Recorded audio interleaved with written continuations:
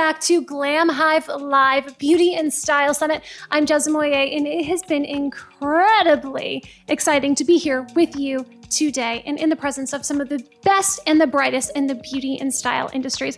Of course, we want to thank our sponsors, Mary Kay Global Design Studios, for empowering women to live their best lives. And like our co-founder, Stephanie Sprangers of Glamhive, and make sure they're looking their best doing it. Our next panel is incredible on how to get your best personal style. Now, it's possible. There isn't such a thing as a perfect look, but there is a cost per compliment that is totally justified. And these stylists are going to show you how. Pandora Amiratis is our moderator. Pandora. Thank you so much. I'm so happy to be here. Yes, I'm Pandora Amiratis. I am the U.S. Style Director of the Daily Mail. Today's panel is the Stylist Playbook, Get the Best Style of Your Life. I am joined by Sarah, Kasia, Nadine, and Amira. So I'd love for you guys to tell everybody who you are and what you do. Awesome. Okay, my name is Sarah Hefner, and I'm a wardrobe stylist based out of Oklahoma and New York. Hi, I'm Kasia Michaels, and I am a fashion stylist based on Newport Beach, California, and I help men and women drive success through power of style. Hi, my name is Nadine. I'm a personal stylist, a model, and I help people with their personal brand. Hi, I'm Amira. I'm a stylist based in LA. I do celebrity styling, personal styling. I also do TV shows and much more.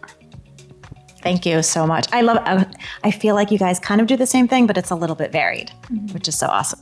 So Sarah, let's start with you. Okay. What exactly do you do for your clients, and what do you love most about your work as a stylist? Okay, so for my clients, I like to meet with them and really find out where they're struggling, like what are their struggle points with their wardrobe, and then go in and fill those gaps for them, and then also like release them with tools to go home and be able to feel confident when they're getting dressed without me there. So that's really what I do. I don't know what the best part is other than just the relationships and the creativity and the possibility of just blending those two with my clients and seeing them just empowered as they get dressed. You know, clothes are just clothes when you put them, or when you buy them, but when you put them on, you feel so empowered. And that's rewarding as the stylist, to be able to see them get excited when they put something new on. So I feel like all of you guys would agree with that, right? Yeah. Like clothes are power. Absolutely. Yeah. So Kasia, Coco Chanel once said, "Fashion comes and goes, but style lasts forever." What does that mean to you, and how do you impart that on your clients? We all agree that Coco Chanel was right. And I also do believe that style comes before trends, and that I try to teach and coach and advise my clients. What does it mean to me? It's when we think about women, I think one gift that we can give to each other and ourselves is to have this amazing, impeccable personal style. When you think about style icons from the past, you think Jackie Onassis, right? You think Jane Birkin. You think Diane Keaton. And they all had some significance about their style, and that's what they are remembered by. So I think style is more than clothes that you put on. It's what you empower, what you go by, and what qualities you try to portray. Right. So like overall, like your lifestyle. Your lifestyle, yeah. Style, it's not just the clothes we put on, but just pretty much everything that we surround ourselves with. So can I ask you, how do you feel about trends? I believe trends are here to push us a little bit forward, to take us out of the comfort zone. However, we have to always stay true to ourselves and just take trends and incorporate them in our wardrobe, not necessarily follow them blindly. Right. Yeah, I love that. So I feel like dressing yourself is a little bit different than dressing others. Absolutely. Yeah. Absolutely. So Nadine, how did you cultivate your personal style? It's a good question. I'm European, I'm German to be exact. So I was exposed to different cultures since I can think. Since I'm born, we would hop over for the weekend to Italy. It's like a 5-hour drive. The dream. Parents' house.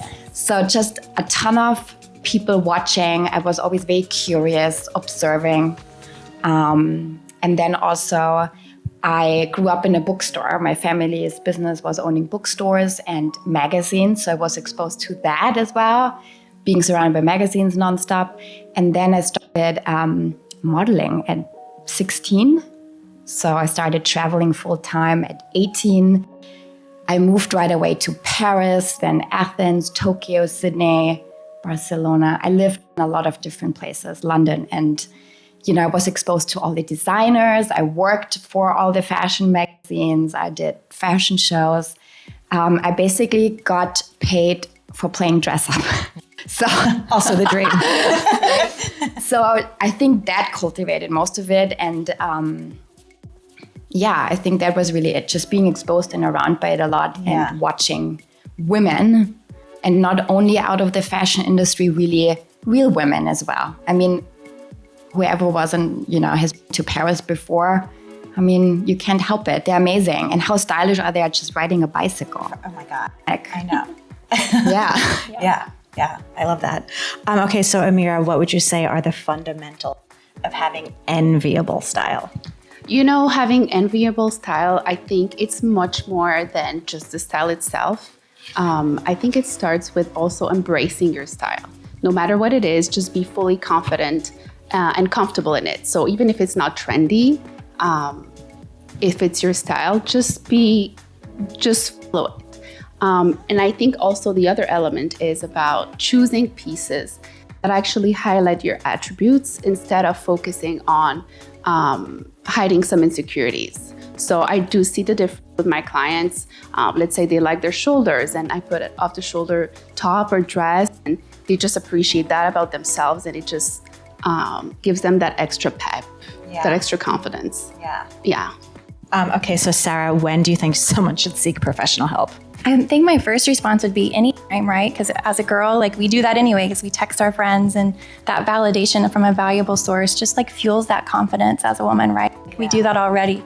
But I think when you become overwhelmed, you feel anxiety or frustration when you walk into your closet, when you're trying to get ready for the day, I think that's a time to seek help, because your mornings should be able to, have a flow and not have that stress each day. So I even feel like, as a stylist and being around fashion literally my entire life, sometimes I text a friend because I get decision fatigue.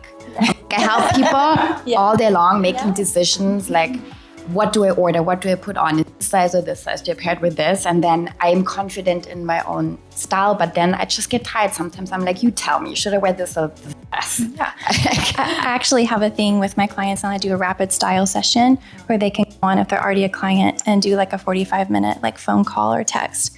Because if they don't know who to call, they can just, say, okay, I'm going to call Sarah and see what she thinks. That's awesome. Yeah. And do you guys, do you have a technique? Do you take a photo when you're dressing yourself? Do you take a photo of yourself and then look at the photos when you're debating what to wear?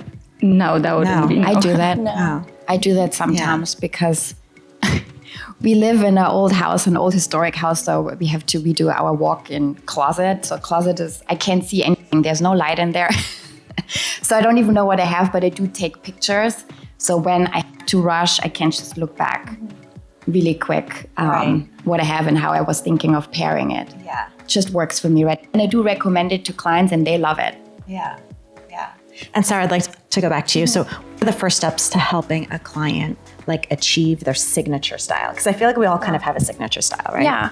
I think as a stylist, from my perspective, it's getting to know them on a personal level first. If I don't know you and know your function, from day to day activities to, what inspires you, then I can't help you. And so I just really focus on asking really good questions and meeting with them prior to working, and really understanding what their expectations are. And that really gives me a good vibe, a good feel for what they want. Right, or what they need. Yeah, right. Yeah. So Kasia, what would you say is a common problem that most clients have? Sarah just mentioned that frustration in the morning, not knowing what to wear. And that comes with why that happens, right? So most of my clients just don't know how to put looks together. They have a lot of amazing pieces, but they not necessarily know how to put them together in more than one way. So I always go back to what is the root of the problem and how we can then fix it. And that starts with shopping, cultivate your wardrobe. So I teach my clients how to better shop so they can build a well-curated wardrobe, and then put together looks that with ease and no stress. Yeah. It's also very psychological, right? Yeah. Definitely, because also it depends on how we feel in the morning. Yeah. And I think that when it comes, you have to understand how to put looks together. So you have a lot of options. So what you think maybe in the evening, if you, some people like to prep their clothes in the evening. They think, okay, this is what I'm going to wear tomorrow. The next day they wake up and like, no way, I'm not going to wear this. They have to know right away how to pick something else, right? So teaching them how they can wear this one skirt that they love in many different ways will help them solve that problem. Right. And then Nadine, do you have any fashion muses? I do, and I have to go back to some classics like Audrey Hepburn, Jane Birkin, Romy Schneider. Not so many people know her. She's German, French. There are a lot of there are so many bloggers and influencers out there that are amazing. I change them weekly. My current girl crush, is Georgina Tardoni. She's the founder of the Attical, Italian. Her last name, I butchered that. But she's amazing. And then I do take it as inspiration. So depending on what client I'm working with, I had one client, she was into very minimal. So I found this Dutch girl that had amazing pieces, but very minimal, almost no accessories. Then I had one the opposite, where she was looking for ball gowns. So I go a different way. I mean, there are so many. There are so many people that inspire me. Right. And yours are global. Yes, absolutely. From childhood. Yes. Yeah. So I feel like a lot of times it's really easy or easier to look good when everything is designer, How important, Amira, is mixing high and low? It definitely elevates your wardrobe when you're mixing. I think that you can definitely nail down a great look with low-end designers, but and high-end designers just know how to do it, even if it's a white t-shirt. But mixing is great. It's definitely great for someone who wants to elevate their wardrobe without thinking that they're going to walk the runway, basically. Right. Yeah. What's your best tip for doing it right? I think my best tip for doing it would be make sure that your focal point on your outfit is high-end designer. So we want the low end to be kind of blending elements. Gotcha. We don't want, if your low-end, items is a loud blazer, we don't want that if you're going to mix it, because people are going to be like, oh, who is that? And then the shoes are kind of incognito. So we want to make sure that whatever is going to draw the most attention is high-end. And the rest, I would say, pick something that is neutral and classic, because that really integrates really well with high-end designers. Yeah. Kasia, I feel like you want to... I think I wanted to just jump in very quickly. I think, from my personal experience, I always invest in timeless pieces first. So something that is going to last me for many, many years. I wouldn't spend a lot of money on something that is trendy, because trends tend to just, leave us really quickly. Yeah, so true. So Sarah, what are 5 things that every woman should own and which should be investment pieces? Okay, so 5 things they should own. I would say a blazer, a white tee, some white sneakers, or a neutral tennis shoe that you can cross over between casual and then dress it up. And then I would say a statement handbag or statement jewelry. And then black jeans, because black jeans can also be dressed up and down. So you're really maximizing your wear and all of those items. As far as investment or evergreen pieces, I would say a handbag or shoes, because you want your shoes to be comfortable, right? I'm gonna spend more money on a good pair of shoes than I can wear longer and also feel good in. Yeah. Do you have any in your own personal closet that you really love, or a brand? I can't think of any off the top of my head. Yeah. All of them? Does that count? Kasia, how important are taking risks? Well, that's a great question. In my personal opinion, and that's how I treat myself, I do take risks. I don't take them every day and all the time, but I try to push myself always one step forward. I think taking risks kind of opens you up to other things. I feel like we all tend to get stuck in our style, which is great to have a style. That's what we mentioned before. But I think it's always great to look for new things and incorporate those new things. So for me, taking risks is something that I try to do, maybe not on a daily basis, but pretty often. Yeah. And are there elements that would make someone else look at you and be like, wow? That's what I try to do. I think, dressing differently. Yeah. I think every time you try to follow trends too much and you try to like fit in because this is what is in right now. So I want to feel like I'm the part of the tribe. I understand the psychology of it. I've been there as well quite a few years ago. But right now I always think, how else can I look differently? I don't want to look like, the girl that is next to me because we are so unique on our own, right? So we want to show that uniqueness. And I think that's where really the secret is. Yeah. So what would you say, like shock factor or shock value? Would you think so that's like I don't try to go for too much shock value because that can backfire, right? But I think, oh, that's interesting. That's kind of what you want the reaction to be. Oh, that's interesting. That's a cool look. I saw this lady that had this avant-garde black skirt with the top, and I looked twice. I'm like, wow, that's interesting. I don't know that I would wear it, but I love that she went for it. Right. So Nadine, what would you say is kind of like a common mistake with most American women?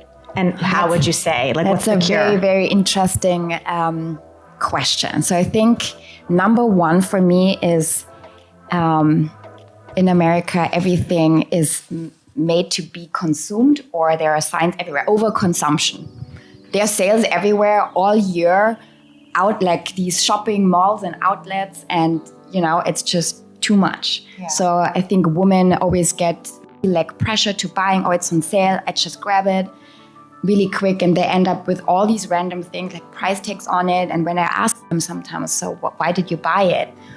Because it was on sale, and like I think that is like a big one. Yeah. And really nice salespeople is a problem because they make you feel like you have to buy something. Yeah. So I feel, I don't know, it's like so the trick really, or how to solve the problem, is investing in better pieces. I feel like I sound like a broken record because I always say that. Invest in better pieces, better quality, cost per wear, you get more use out of it. And then you really think. So if you spend like a couple of $100 or more in a piece, you really think, when would I wear this? Does it serve my lifestyle? It just makes you think, and you even appreciate the piece more. You cherish it more. You take care of it more. Yeah. You want to get used. People get more creative because they spend, or it's like an amazing piece or something. Right. So I think, but the whole over-consuming part, I think, is a big problem. And then if you were to do, then how long do you hang on to that piece? Is it a season, I have pieces 15, 20 years or more. I mean, even if you look at vintage pieces, even what you wear right now, it could all be vintage. Right. Yeah, sure. I think she brought up a really great point. Yeah. I'm from Poland, so I'm also European neighbors. I think one of the differences that I have noticed, which you actually mentioned in some way, in Europe, we are okay wearing the same thing a few times. Right. We rework it. We might not wear it exactly the same way, but we definitely take a pride in wearing it multiple times. Where I noticed that in United States, there's a little bit of a stigma in being seen in the same clothing. Right. I feel like social media doesn't help. Right. Yeah. You take that picture and then that's it. unless you embrace it. That's what I've been doing. I say, hey, listen, I've been wearing this piece 5 times. I love it. It's my girlfriend, and I like to hang on to it. Yeah. One thing I like to teach my clients is to, when you're out shopping, and to avoid the unintentional, purchase or whatever, is to look at it and say, can I wear it 3 different ways? I totally agree. Or even 5. Yeah. That was one of my rules too. Like every time I'm like, how many ways can I wear that? How can I dress it up or down? Sorry, but I totally agree. Okay. Yeah. I just think that you're using your money wiser. It's going to last longer. And then you already know, okay, I can wear it with these shoes, and I can wear it with this jacket, and I can dress it up, and it just and it makes them start thinking too. Yeah. So, and be creative with their own wardrobe. That's a good measuring tool. Yeah. Amira, which of these statements do you agree with? dress for your age, dress for your body, or dress for your mood? Definitely not dress for your age. Yeah. Never dress for your age. I think. Yeah, what does that even mean? No, Like J-Lo? exactly. Hello, J-Lo. Nobody should know. Yeah, she's hot. I think dress for your mood. I think that's the most important, because at the end of the day, fashion is really a way to express yourself through art, culture, style. And there's a huge freedom element to it, which I'm really big on. So I want my clients to have fun. That's the goal. The goal is not to it cannot be too rational. It has to flow. Obviously, dress in a way and choose pieces that fit your body and enhance what you want to enhance. But at the end of the day, just dress how you feel, and your light will shine through. Yeah. Yeah. Do you guys all agree with that? Yes, we also dress how you want to feel. Sometimes we Right. get up in the morning, Yes. we're not feeling ourselves, and then we're like, okay, I need to pick myself up. What do I wear? Yeah. And they do have to bring in the New York a little bit, the weather. You don't have that problem in LA, but also, the mood you're in and what makes sense, because there's nothing worse than being uncomfortable Yeah. all day. Exactly. Or your feet hurting in New York yeah. streets. I've done Yeah. that a few times, regretted it. Yeah. Yeah. Okay, Sarah, back to you. So fill in the blank. Okay. When in doubt, wear. It never fails. Okay, I would say monochromatic, same color. It's very classic and chic. It's not over the top, and you can throw on like some fun jewelry and dress it up, or you can wear it with sneakers. There's just so many different variants of that. Yeah. Yeah, And wait, so do you have a good tip? I feel like a lot of people don't know how to wear monochromatic. I would say change up the textures. It could be the same color but different texture, and then you can pop your shoes, or you can pop with earrings or a fun bag or something. Yeah. That's good. Yeah. Okay, Kasia, so if you could give the audience one tip on style, what would it be? Before clothes, try to find out who you are as a woman, and then the clothes will follow. Right. Again, kind of going back into the psychological aspect of it. Absolutely. Yeah.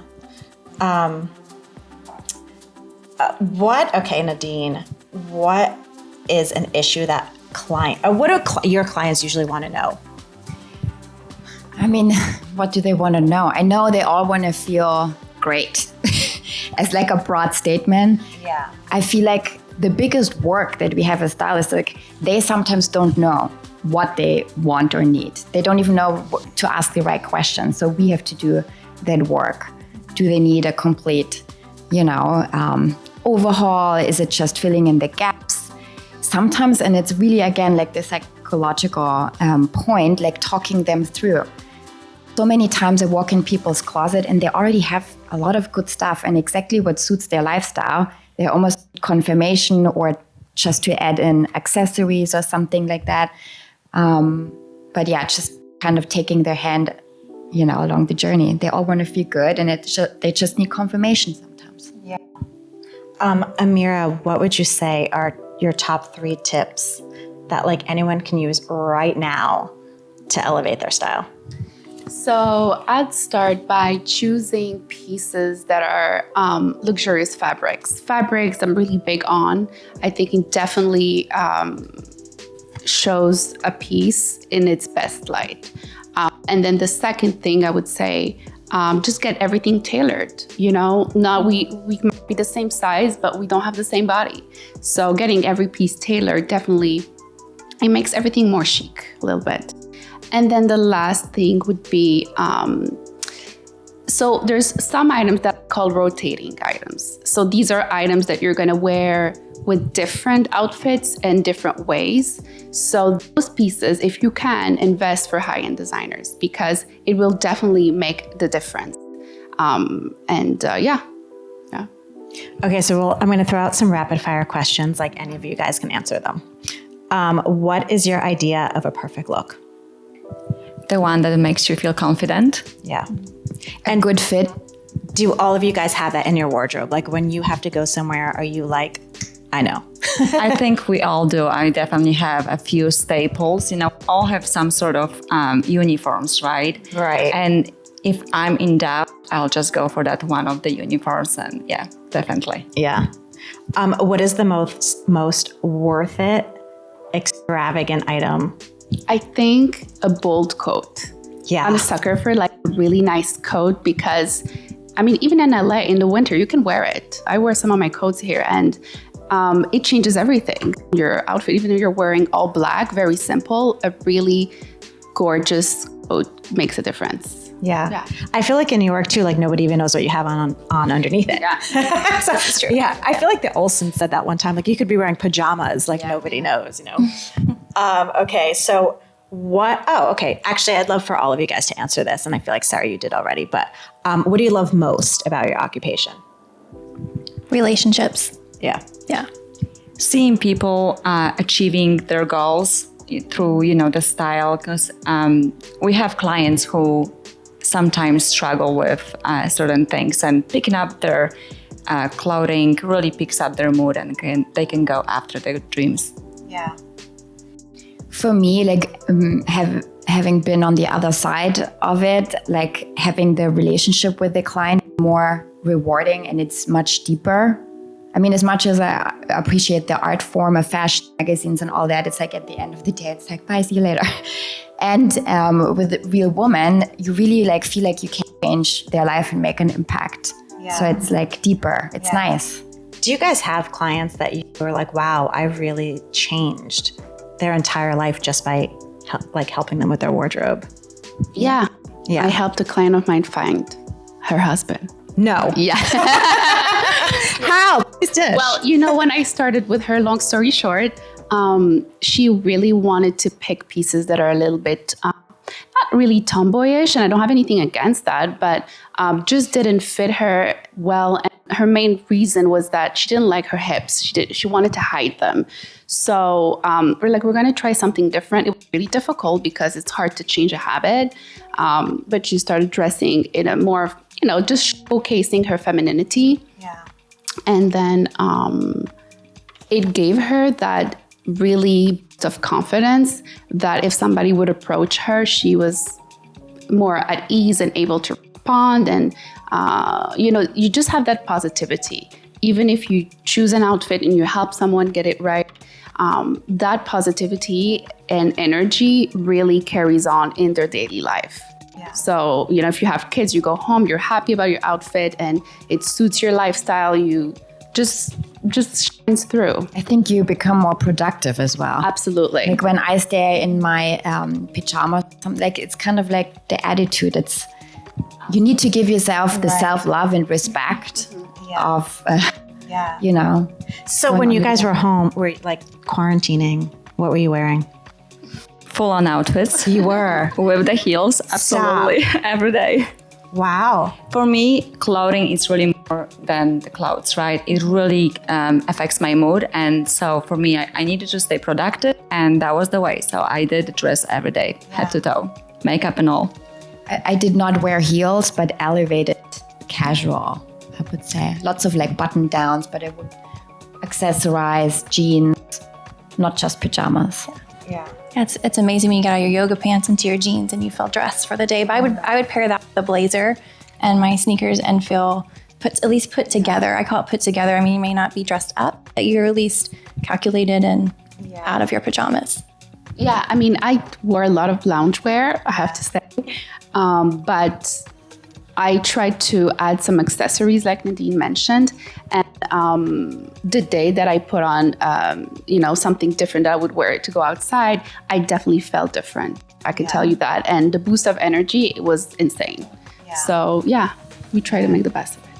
And do you guys think, I mean, moving forward, like what do you think people will be wearing? And is it going to still be a lot of athleisure, or do you think people just want to get out and look glam? And everybody wants to look glam. All my clients request, I don't know for you guys, but it's been a lot of so many parties to go to. Everyone's trying to get back the time we lost in a way.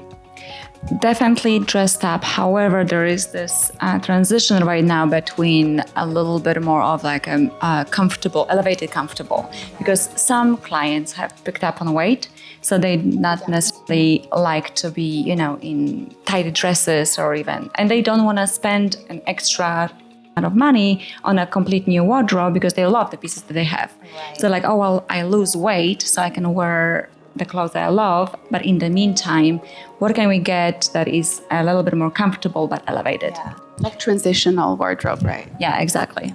I work with a lot of realtors and entrepreneurial women that do transition from one activity to the next. And so I think comfort for them has been really appealing. Just going from their workday to home and back and forth. And so I think for a lot of them that's stuck. Just keeping that comfort in their wardrobe. And then what would you guys say is, because it's not that easy to do elevated comfort, to pull that off. So do you guys have any tips and tricks to do that? I think right now actually brands are coming out with, like really elevated active wear.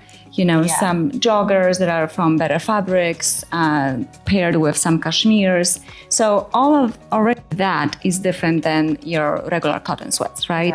And then if you add some shoes and accessories to your hair and makeup, that right away will elevate the look. Yeah. So also, would you say it's kind of like separate? If it's a tracksuit, let's say, are you separating the pieces or are you wearing it as a tracksuit with You heels? can wear it as a tracksuit with heels. It can change the outfit, Throw a blazer over and you elevate it right away. I've seen that a lot, like a track or like a hoodie with a blazer. Yeah. I mean, elevated casual is even for everybody else. For me, like jeans, t-shirt, a blazer, or like a cashmere jumper is already elevated.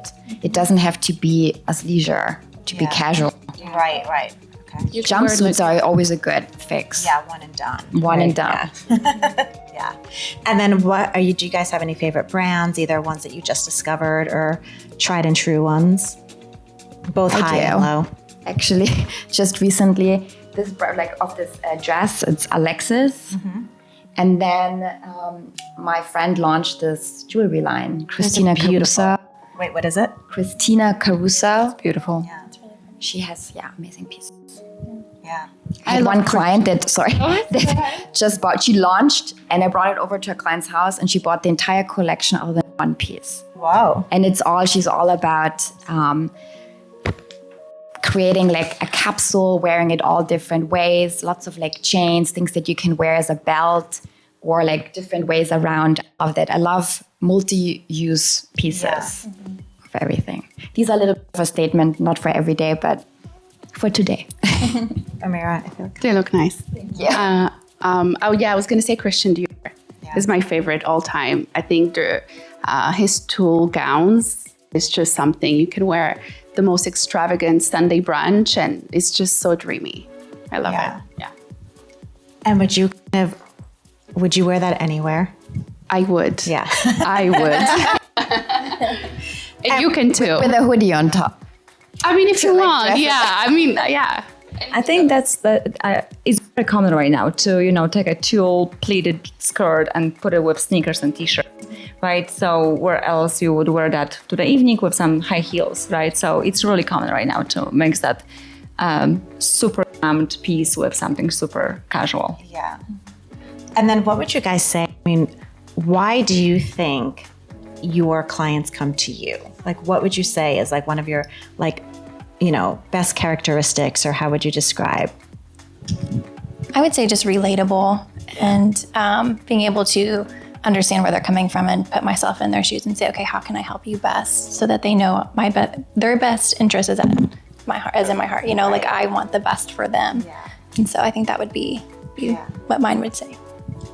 As much as we all can help everybody and we can step outside of ourselves and put ourselves in the shoes of our clients, the clients always come to us because they relate to us. So if they love our style, they love the aura about us, they can say, I want to look somewhere like she. So I think, at least in my case, that has been the case where the clients just kind of relate to my style. Yeah, that makes sense. And do you find often they want to dress like you? Not exactly like me, because they want the same feel. They want to be like, well, I just want to have this, this amazing style about myself. So yeah, not exactly like me, but within the lines. Right. You inspire them. Yeah.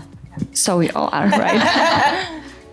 For me, I think it's a mix between that I have so much experience in the fashion world, so they're always intrigued by that. Maybe a little bit intimidated, not everybody, but some. But then the minute we get on the phone and then they hear me talk and what approaches is like, no, you don't need to buy all designer. You don't need to invest in 50 pieces. Like I can make you feel and look great, as soon as I start talking about like capsule collections and how we can mix and match, and we make it super easy. And I'm a mom, I get you, then it's like, oh, it ticks a lot of boxes for them. Right. Relatable, talking about relatable. Yeah. Because you've been on all sides of it. Yes. Like you've dressed other people have dressed you, Yes. like the whole, Yeah. yeah. So you have like a different advantage. Yeah. I think for me, I go deep when it comes to contact with them. If they come to me saying they want a wardrobe change, they want to revamp everything, I really want to get to the root of the reason why, because sometimes it's just the reason they give me is a mask. It's just a band-aid solution. And we need to get to the root of it first so that whatever I can bring in is going to really answers their question and their needs. Because if you're looking for a band-aid solution, whatever you're going to wear is still not going to give you the feeling you're looking for. Yeah. So yeah, I go deep and I build strong relationships from it. Yeah. I feel like you're like a fashion therapist. Absolutely. Right? Yeah. And last question for the stylists that are watching. How do you guys feel about social media and how do you deal with it? Either to build your business, or do you use it to build your business? Do you get clients that way? I have a love and hate relationship. Yeah. I think we all do, right? So do I. Yeah. I mean, I talked actually to some last night when we had cocktails. Some people just love it and they're like really good at it. I'm somebody that is always very much in the moment. Yeah. And I think it's one of the most luxurious and things you can give somebody is your full attention and time. And I do that very naturally. So it happens all the time that I'm with a client or even in a store looking at all the beautiful new location. Then I walk out, I'm like, oh my God, I didn't even take a picture. So it's not how I roll. So I really have to force myself. Sometimes I'm on a roll and it goes well. It's not even that I don't know how to do it. I mean, I did it also for a living for so long. It's just not natural to me to take pictures of everything. Right. So, but I know how important it is. Somebody last night said to me yesterday, if you didn't post it on Instagram, it didn't happen. And I'm like, yes, I guess at the time we live in right now. I know it's important, but also I have to say nobody ever reached out on Instagram, like a client, like, I want to book you. I know that a lot of them check me out. It's a storefront. Mm-hmm. So they do want to see a vibe and maybe like see what you say, or they watch your stories or reels. But at the end of the day, it's a lot of word of mouth. It's a lot of word of mouth. Yeah. Is that how most of you guys get your clients? So I do actually get some clients off Instagram because I try to kind of be consistent. It doesn't always happen, but I try to do my best. And it's not necessarily that they, see something I wear and say, okay, I want to hire you. No, I will pretty much follow you for a year, will not like any picture, will not comment on anything. And then when they finally fill out the questionnaire and you talk to them, it's like, oh yeah, I've been watching you for a year now. Okay. So I think they do. I think they want to build trust that you're the right person. Right. And Instagram slightly helps establish that. Right. Yeah, that's what I was going to say is exactly what you said. Just it inspires them and it builds that connection before actually meeting in person. Right. And it gives them kind of a preview of who you are and how you can help them. Yeah. And I feel like it just sounds like with all four of you, it's very much just about relationships and creating a bond on the client, yes. right? And then we're going to someone's closet. We better be really It's very personal. Personal, yes. Yeah. Oh my gosh, thank you. I feel like all of you guys have given us such good information. And I really appreciate it. It was awesome. Thank you so much. Thank you so much for having us. Thanks for everybody for watching.